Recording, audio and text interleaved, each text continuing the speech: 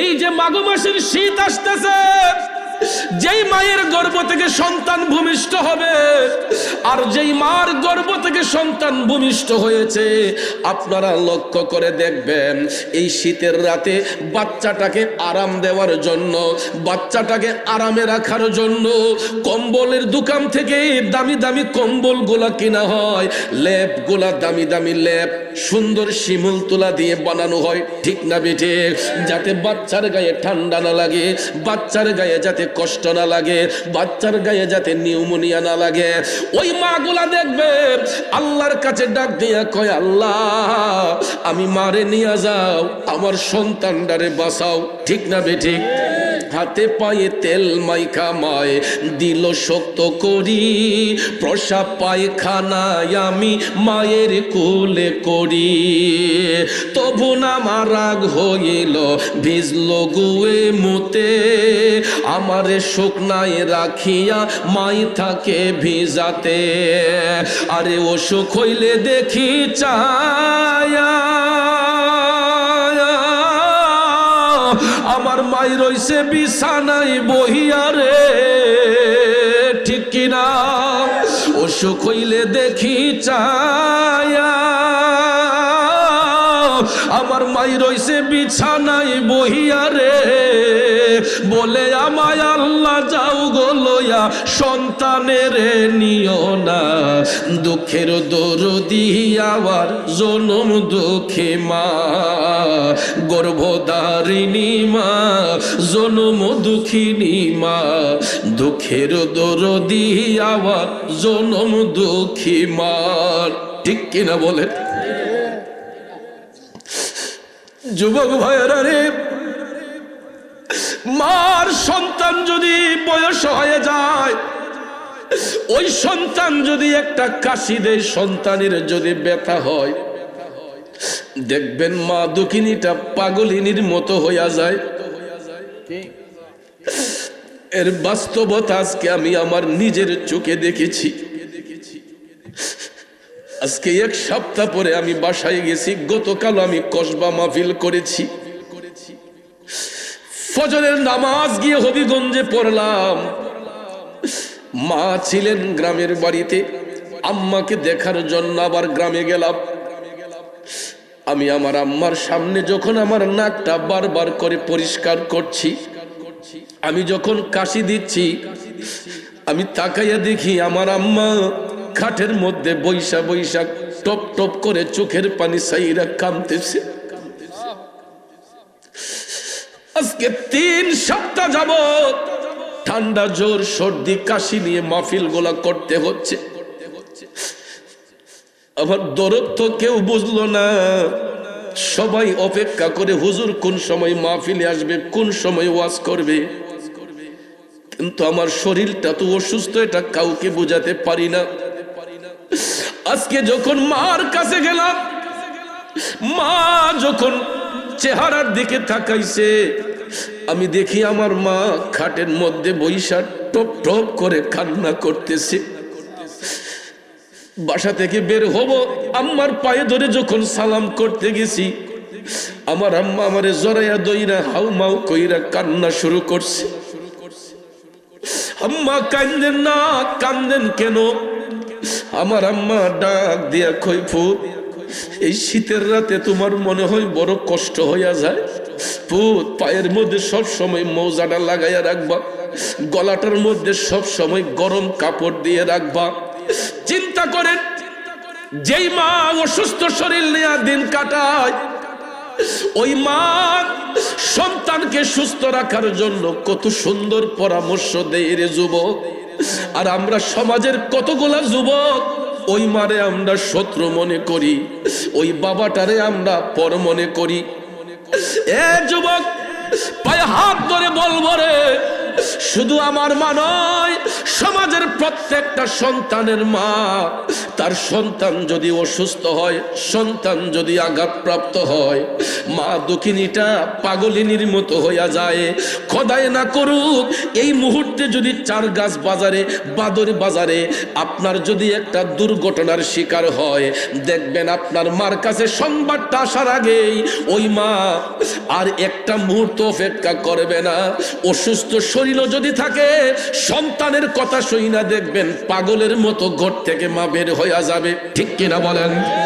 কারণ মা বিনে বান্ধব নাই রে, মা বিনে বান্ধব নাই রে, এই যে সোনার দুনিয়ায়। ভেবে দেখো কি করছো এই মায়ের লাগিয়া, ভেবে দেখো কি করছো এই মায়ের লাগিয়া। বন্ধুরে ও মান্দারপুরের বাবাজিরা, আমরা যখন ছোট্ট ছিলাম মায়ের কোলে প্রস্রাব করেছি, পায়খানা করেছে, ওই মা কোনোদিন ধমক দেয় নাই, মা কোনোদিন রাগ করে নাই। বিছানার মধ্যে একবার, দুইবার, তিনবার প্রস্রাব করে দিয়েছে।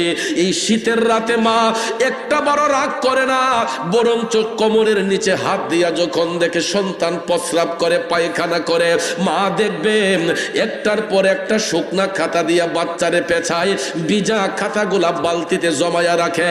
শুধু তাই নয় রে যুবক, এই শীতের রাতে পানিতে হাত দিলেই ঠান্ডা কাশি চলে আসে, হাসি কাশি চলে আসে। কিন্তু আমি সন্তানের পেশরাব করা, পায়খানা করা খাতাগুলা ওই মা ঠান্ডা পানি দিয়া, হয়তো পুকুর ঘাটে, না হয় ওয়াশরুমের ভিতরে, না হয় ওয়াশিং মেশিন দিয়া ধুইয়া সুন্দর করে মা নেড়ে দেয়। কাপড়গুলা শুকাইলে পরে আবার একটা বাবাটা কান্দে, মাটা কান্দে, আমার ফুতে আমারে ফোন দেয় না, আমার ছেলে আমারে টেলিফোন দেয় না। কিন্তু মা বাবাকে টেলিফোন দেওয়ার সময় হয় না। ওই বিদেশি যুবক ছেলে ঠিকই স্ত্রীকে টেলিফোন দেয়, স্ত্রীর অ্যাকাউন্টে টাকা পাঠায়, অথচ যেই বাবা জমিন বন্ধক রেখে ছেলেকে বিদেশে পাঠাইলো, যেই মায়ের গয়না বিক্রি করে ছেলের বিদেশে পাঠাইলো, বিদেশে যাইয়া অনেক ছেলে আছে মার খবরই রাখে না। আছে না নাই?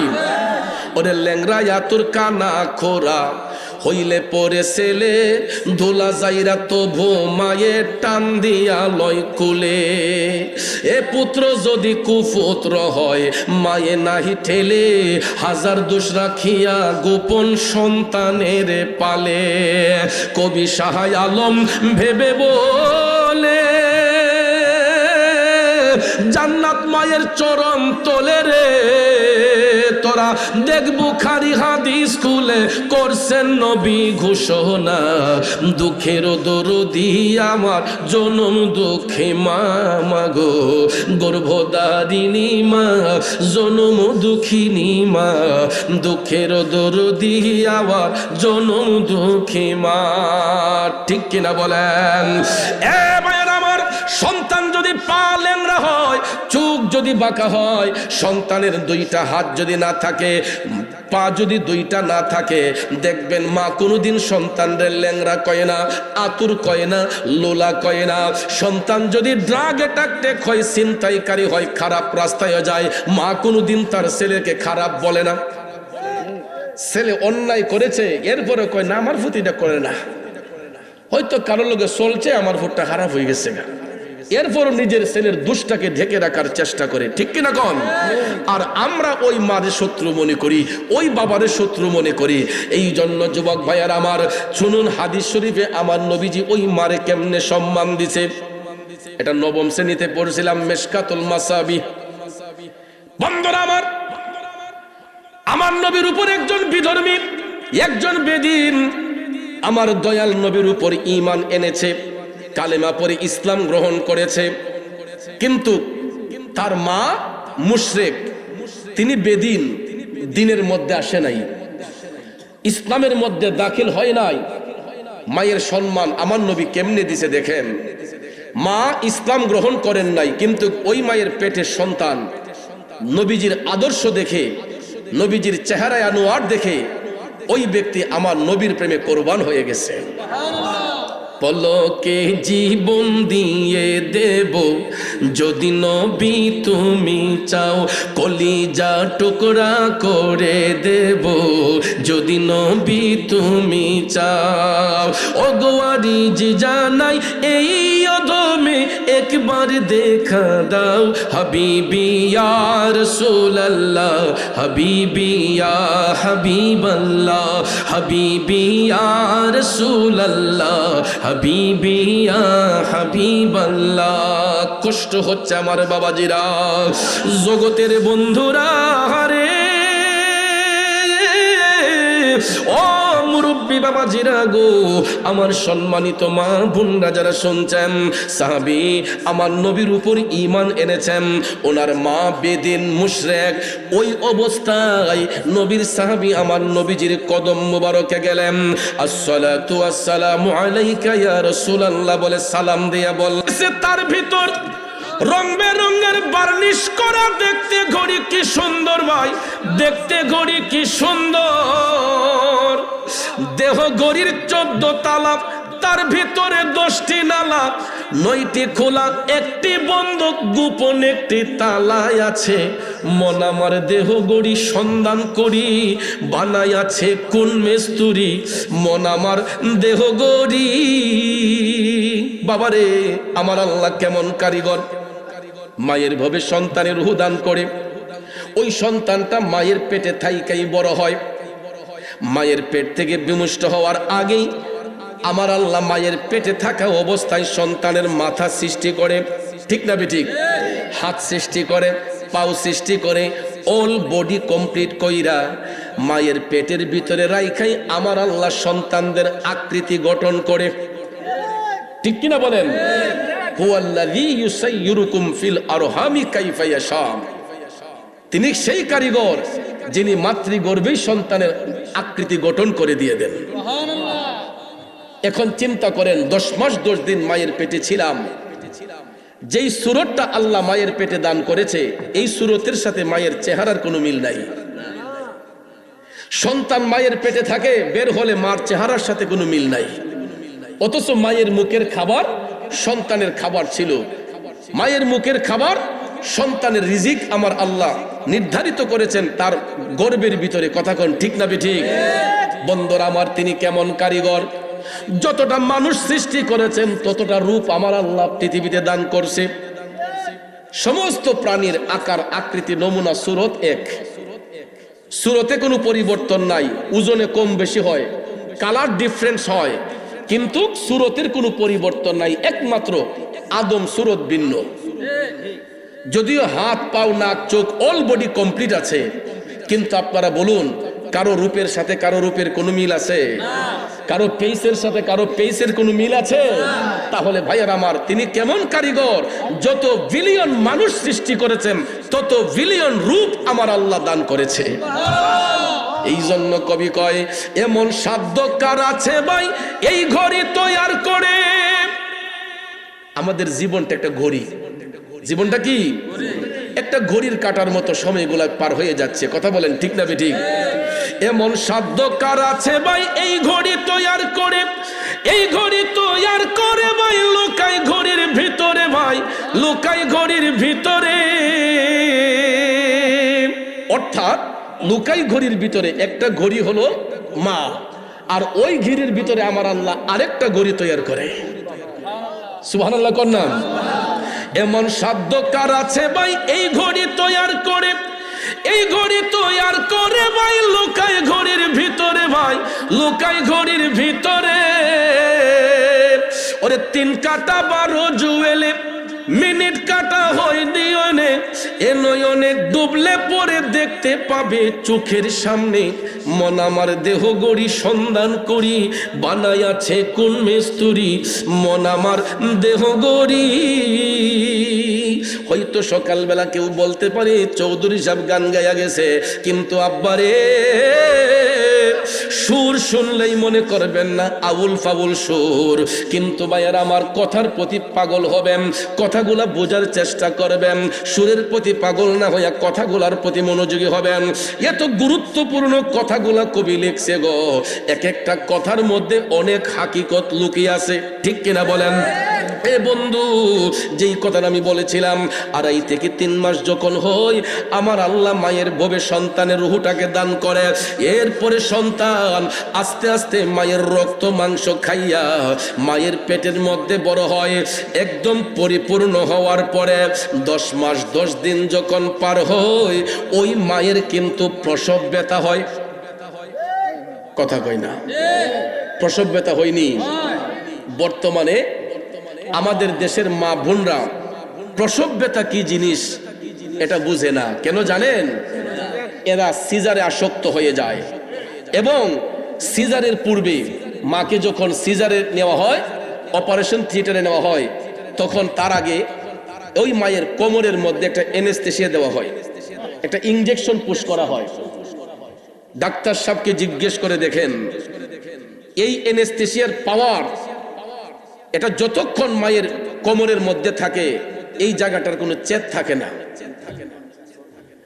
3 থেকে 6 ঘন্টা তো এটা শুধু অপারেশনের সময়, এরপরে আস্তে আস্তে যখন ইনজেকশনের পাওয়ারটা যখন চলে যায় তখন ব্যথা কারে বলে এটা একজন মা বুঝতে পারে। ভাইয়ার আমার,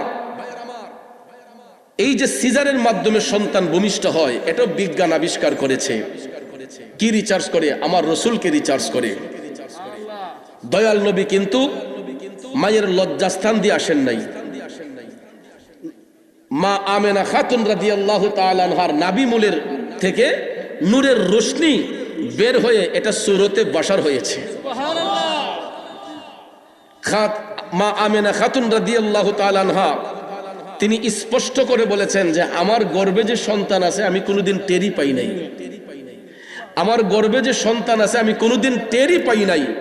বরঞ্চ রসুল যখন শুভাগমন করবেন বেহেশতের হুর গেলমাগন আয়েশা মা আমেনা খাতুন রাদিয়াল্লাহু তাআলা আনহাকে সুসংবাদ দিচ্ছে। সমস্ত আম্বিয়া কেরাম তারা আনন্দে মাতোয়ারা, সবাই আয়েশা সুসংবাদ দিচ্ছে যে আপনার গর্ভ হতে আমার আল্লাহ নূরের আলো পাঠাচ্ছে। বন্ধুরা আমার, বাবাজিরা আমার রসুলের শুভাগমনকে কেন্দ্র করে ওই নাভিমূলটাকে রিচার্জ করে বিজ্ঞানীরা সিজারের আবিষ্কার করেছে। কিন্তু অ্যাকচুয়ালি মায়ের লজ্জাস্থান দিয়ে আমার আল্লাহ সন্তান প্রসবের জন্য সুন্দর একটা রাস্তা খুলে দিয়েছে। এ বন্ধু, কোন মা যখন প্রসব ব্যথাটা বুঝতে পারে ওই মা কোনোদিন সন্তান রাইকা পরকিয়া করবে না। প্রসব ব্যথার জ্বালা যদি কোনো মা বুঝতে পারে অন্য পুরুষের সঙ্গে ভাইগা যাবে না। কিন্তু বর্তমান সমাজে সিজারে বাচ্চা প্রসব করার কারণে প্রসব ব্যথা কি জিনিস আমাদের সমাজের অনেক মারা এটা টের পায় না, বুঝতে পারে না। অ্যানেস্থেসিয়া দেওয়ার কারণে তাদের কোমরটা অচেতন হইয়া যায়। পেট যদি পোড়াটা কাইটাও ফেলে ওই মায়ের কোনো খবর থাকে না। কিন্তু ওই ইনজেকশনের পাওয়ারটা যখন চলে যায় তখন মা বুঝতে পারে ব্যথা কত প্রকার ও কি কি। কিন্তু ভাইয়ের আমার, এই ব্যথার কারণে তো ওই মায়ের জীবনটা অর্ধেক নষ্ট হইয়া যায়। সিজারে যেই মা বাচ্চা প্রসব করে ইডি অল্প বয়সে একদম দুর্বল হইয়া যায়। একটা বাতের ডিক্সে আলগাইতারে না, কফেডো বলে গাই মারে, কথা কোন ঠিক যাবে ঠিক নুয়ে একটা কাজ করতে পারে না, পারবে কেমনে? একটা নিখুঁত জিনিসকে খুঁত করে ফেলেছে, ঠিক না বে ঠিক? কিন্তু ওই মা যদি আল্লাহর উপর তাওয়াক্কুল রাইখা একটু ধৈর্য ধরে যদি শ্রবণ করত, ব্যথাটাকে অনুভব করত, তাইলে বাচ্চার প্রতি অন্যরকম একটা দরদ ফিলিংস থাকতো, কথা কোন ঠিক কিনা? বর্তমানে দেখবেন সিজারে বাচ্চা প্রসব হইলে অনেক ছেলেগুলা দেখবেন এগুলা মা বাবার অবাধ্য হয়ে যায়। কেন হয়ে যায় জানেন? আমাদের দেশের অনেক মা বাচ্চাকে বুকের দুধ পান করানো থেকে বিরত থাকে। এরা দেখবেন ফিডারের মধ্যে আলগা দুধ ভরে, ল্যাকটোজেন, তারপরে আরো কত ধরনের দুধ আছে, এইগুলা খাওয়ায় তাদের বডি ফিটনেস নষ্ট না হওয়ার জন্য, বডি ফিটনেস ভালো থাকার জন্য। অনেক মা আছে বুকের দুধ বাচ্চাদেরকে খাওয়াতে ইচ্ছুক হয় না। যেই কারণে দেখবেন অনেক বাচ্চাগুলা বড় হইয়া এটা নেশাকুর হয়, বদ নেশাকুর হয়, ছিনতাইকারী হয়, ড্রাগ অ্যাট্রাক্টেড হয়, এটা মানুষের পকেটে হাত দেয়, আছে না নাই? মায়ের অবাধ্য হয়। কিন্তু যেই সন্তানগুলা মায়ের লজ্জাস্থান দিয়া প্রসব হয়, দেখবেন ওই সন্তানগুলার প্রতি মা বাবার যেমন দরদ থাকে, ওই সন্তানটার মা বাবার প্রতি তার শ্রদ্ধা ভক্তি অন্যরকম থাকে। ঠিক কিনা বলেন? বন্ধু, আমি লম্বা চড়া কথা বলে আপনাদের মনোযোগ